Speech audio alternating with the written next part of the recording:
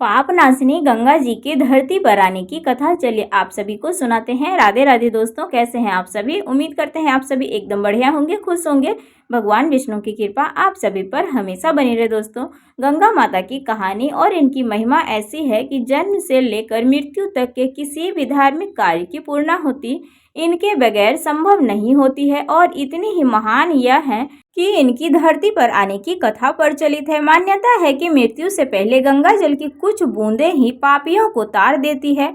तो चलिए दोस्तों, आप सभी को सुनाते हैं गंगा दशहरा की कहानी। ज्येष्ठ माह के शुक्ल पक्ष की 10वीं तिथि को ही पापनाशिनी गंगा देवलोक से धरती पर अवतरित हुई थी।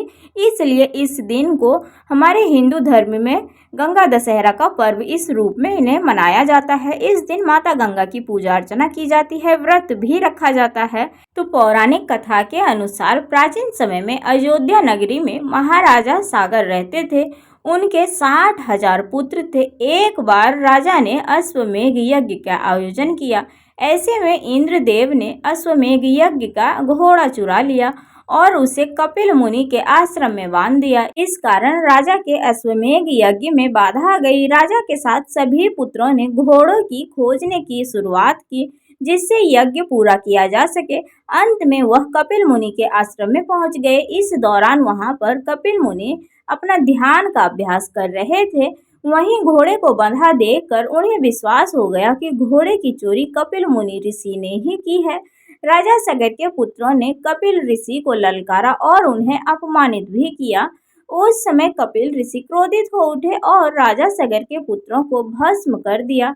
ऐसे में यज्ञ खंडित हो गया। इसके पश्चात महाराजा सगर ने पुत्रों की आत्मा की शांति के लिए उपाय जानना चाहा। उन्होंने इस कार्य के लिए मां गंगा को धरती पर लाने का बहुत प्रयास किया। उस दौरान ऋषि ने धरती पर मौजूदा जितना भी जल था उन सभी जलों को ग्रहण कर लिया और धरती पूरी तरह से सूख गई।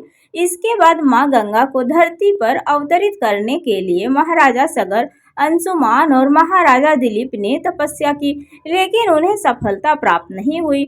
महाराजा दिलीप का पुत्र भगीरथ था। उन्होंने तपस्या करके ब्रह्मा जी को प्रसन्न किया और उनसे वरदान मांगा। उसके बाद उन्होंने फिर से गंगा जी को धरती पर लाने के लिए भी तपस्या की। उनकी तपस्या से प्रसन्न होकर माता गंगा ने उन्हें दर्शन दिया और कहा, मैं तुम्हें वर देने आई हूँ। राजा भगीरथ ने बड़ी नम्रता से कहा, आप मृत्यु लोक में हमारे साथ चलिए। गंगा माता ने कहा, जिस समय मैं पृथ्वी पर अवतरण करूंगी उस समय मेरे वेग को कोई रोकने वाला होना चाहिए। ऐसा को ना होने पर पृथ्वी को फोड़कर मैं रसातल में चली जाऊंगी। भगीरथ ने एक अंगूठे के बल खड़ा होकर भगवान शिव जी की आराधना की। उनकी कठोर तपस्या से प्रसन्न होकर ब्रह्मा जी ने गंगा की धार को अपने कमंडल से छोड़ा और भगवान शिव जी ने प्रसन्न होकर गंगा की धारा को अपनी जटाओं में समेट ली। गंगा जी को शिव जी की जटाओं से बाहर निकलने का पथ नहीं मिल सका, जबकि उन्हें अहंकार था कि वो शिव जी की जटाओं से कुछ ही क्षणों में निकल करके पृथ्वी पर वापस आ जाएंगी। शंकर जी की जटाओं में गंगा माता कई वर्षों तक भ्रमण करती रही, लेकिन उन्हें निकलने का कहीं मार्ग ही न मिला। अब महाराज भगीरथ को और भी अधिक चिंता होने लगी। उन्होंने फिर से भगवान शिव जी के तप किए।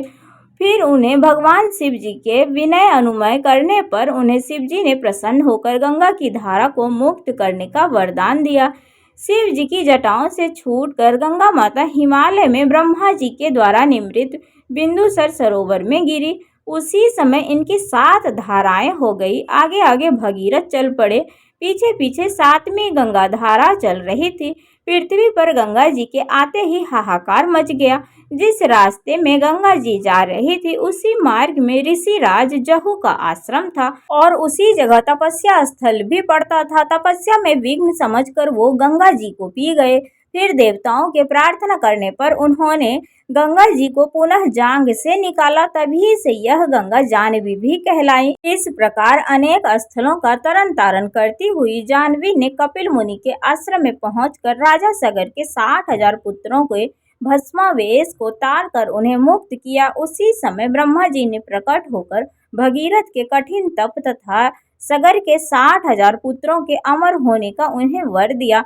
साथ ही यह भी कहा कि तुम्हारे नाम पर गंगा जी का नाम भगीरथी होगा, अब तुम अयोध्या में जाकर राजकाज संभालो। ऐसा कहकर ब्रह्मा जी अंतर्ध्यान हो गए। इस प्रकार भगीरथ पृथ्वी पर गंगा अवतरण करके बड़े भाग्यशाली हुए। इस दिन से तभी से गंगा दशहरा मनाया जाता है। ज्येष्ठ माह की शुक्ल पक्ष की 10वीं तिथि को गंगा दशहरा का पर्व बड़े ही धूमधाम से मनाया जाता है। इस दिन गंगा में स्नान करना दान पुण्य करने का बहुत ही विशेष महत्व है और इससे हमारे पापों की मुक्ति भी होती है। तो चलिए दोस्तों, आप सभी को गंगा दशहरा की कहानी कैसी लगी? पसंद आई हो तो वीडियो को लाइक जरूर कर दीजिएगा। चैनल पर जो भी नए आते हैं तो सब्सक्राइब कमेंट शेयर भी करिएगा दोस्तों। चलिए मिलते हैं आप सभी से फिर से अगले वीडियो में। राधे राधे। हर हर महादेव। जय श्री गणेश।